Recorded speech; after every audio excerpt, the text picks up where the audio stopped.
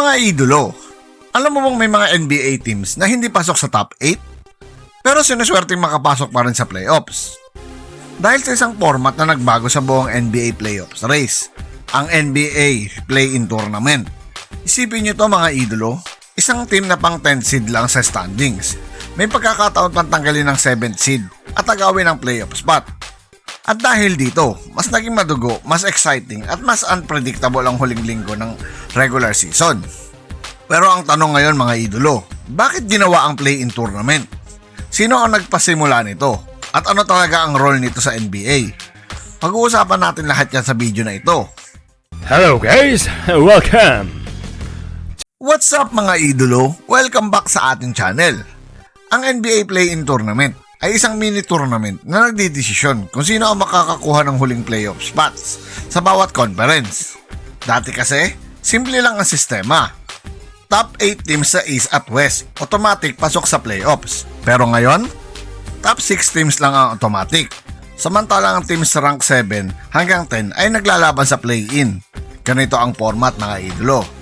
Game 1, 7 seed versus 8 seed. Ang mananalo dito, magiging official 7 seed sa playoffs. Game 2 naman, 9 seed versus 10 seed. Ang matatalo dito, eliminated agad. Game 3, loser ng 7 versus 8 versus winner ng 9 versus 10. Ang mananalo dito magiging 8 seed sa playoffs. Sa madaling salita, 3 games lang ang play-in pero napakalaking epekto nito sa playoff picture. Mga idolo, paano nabuo ang play-in tournament? Para maintindihan kung bakit ginawa ito, kailangan natin bumalik sa 2020. Noong 2020, tinamaan ng pandemic ang buong mundo. At dahil dito, napilitan ng National Basketball Association na gumawa ng kakaibang setup. Dito pumasok ang tinatawag na NBA Bubble sa Walt Disney World. Sa bubble na ito, nagkaroon ng special rule.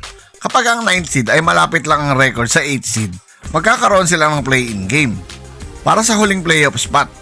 At dito nagsimula ang ideya. Napansin ng NBA na mas naging exciting ang standings. Mas maraming teams ang lumalaban hanggang dulo. Mas mataas ang TV ratings.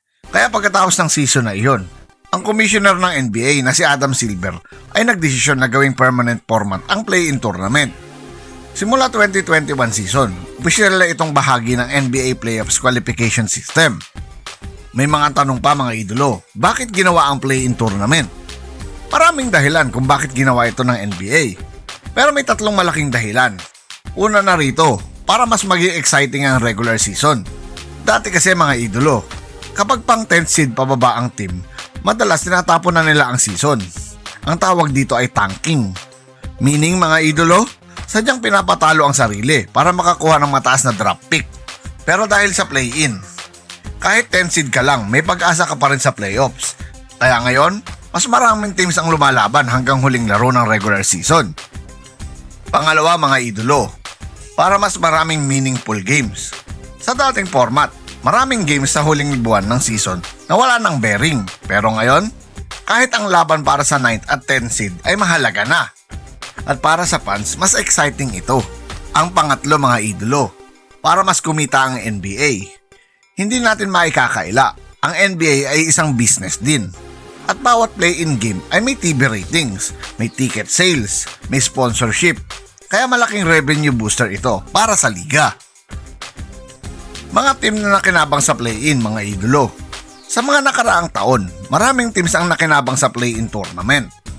Isa sa pinaka-famous na halimbawa ay ang Los Angeles Lakers noong 2021. Noong season na iyon, napunta sila sa 7th seed dahil sa injuries. At sa play-in, nakalaban nila ang Golden State Warriors sa isang dramatic game. Tinamaan ni LeBron James ang isang napakalayong 3-pointer sa final minutes. At dahil doon, nakasecure ang Lakers ng 7th seed sa playoffs. Kung walang play-in format, baka ibang kwento ang nangyari sa season na iyon. Pero bago tayo magpatuloy mga idolo, kung mahilig ka sa ganitong NBA Explain videos, latest issues at basketball stories, siguraduhin mong pindutin ang like button. At kung gusto mong updated lagi sa NBA news, MVP race at playoff drama, mag-subscribe ka na sa channel at pindutin ang notification bell button dahil araw-araw tayo may bagong NBA content dito. At ngayon mga idolo, balikan natin kung bakit controversial din ang play-in tournament. Pero mga idolo, alam nyo bang may ayaw din sa play-in tournament? Hindi lahat ng players at coaches ay gusto ang play-in. May ilan na nagsasabi hindi raw ito fair. Halimbawa, kung ikaw ang 7 seed at may malaking lamang sa 8 seed, pero natalo ka sa isang play-in game, pwede kang malaglag sa elimination game. Ibig sabihin, isang masamang gabi lang ang maaaring magtanggal sa iyo sa playoffs. Isa sa mga players na nagrereklamo noon ay si LeBron James mismo. Sinabi niya noon na ang gumawa raw ng play-in ay dapat ma-fire. Pero kalaunan, kahit ang Lakers ay nakinabang din sa format. Bakit nga ba mahalaga ang play-in sa NBA ngayon mga idolo? Sa modern NBA, napakahalaga ng competitive ang buong liga. At dito pumapasok ang play-in. Dahil dito, mas maraming teams ang may pag-asa. Mas exciting ang standing race. Mas maraming must-watch games. At para sa fans, ito ay parang mini playoffs bago ang tunay na playoffs. Ang NBA Play-In Tournament ay isa sa pinakamalaking pagbabago sa modern NBA. Mula sa simpleng experiment noong 2020, naging isa itong permanent part ng liga. At ngayon, ito ang dahilan kung bakit ang huling linggo ng regular season ay puno ng drama, pressure, at do-or-die basketball. At kung magpapatuloy ang success nito, malamang na mananatili ang play-in tournament sa NBA sa mahabang panahon. Pero kayo mga idolo, ano ang opinion mo tungkol sa NBA play-in tournament? Maganda ba itong format? O mas gusto mo pa rin ang dating top 8 automatic playoff system? I-comment mo ang sagot mo sa baba at ating pag-usapan. Dahil dito sa channel na to, basketball ang tunay na panalo. Once again, this is your Spotlight and Sports. Maraming salamat mga ka-sports. Parang may mali na naman. Once again, this is your Spotlight and Sports. Maraming salamat mga ka-sports.